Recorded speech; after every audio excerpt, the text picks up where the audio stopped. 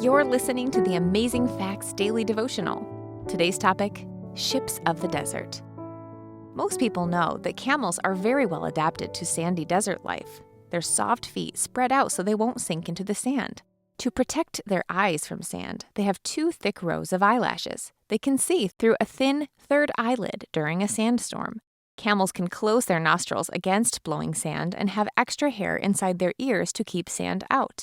Contrary to popular myth, camels don't store more water than other animals, yet they can handle extreme dehydration much better, enabling them to go for days without needing a drink.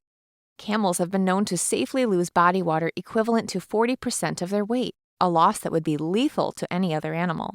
To make up for previous fluid loss, camels can take in very large amounts of water at one session, drinking up to 27 gallons of water in 10 minutes. Because of the wide swings in desert temperatures between night and day, the camel's system has the ability to endure very large fluctuations in body temperature, from 97.7 to 107.6 degrees Fahrenheit.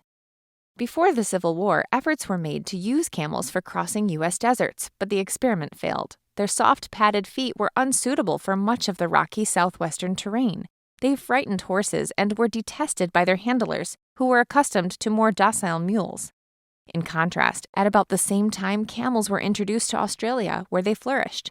Wild camels are now scattered through the arid interior of Australia and are estimated to number over 500,000. Camels and kangaroos live side by side. For centuries, camels have been called ships of the desert because they resemble boats floating across a sea of sand and can travel up to 100 miles in a day, carrying loads as heavy as 1,000 pounds. Keep this picture in mind when you consider Jesus' words.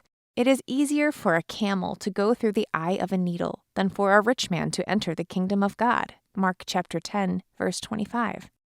Jesus also told a parable about a rich man who landed in Hades that had been greatly misunderstood. His point was that rich people who have no concern for others have their only reward in this life. Riches can easily distract us from the kingdom of God. Our key Bible text today comes from Mark chapter 10 and verse 25. It is easier for a camel to go through the eye of a needle than for a rich man to enter the kingdom of God.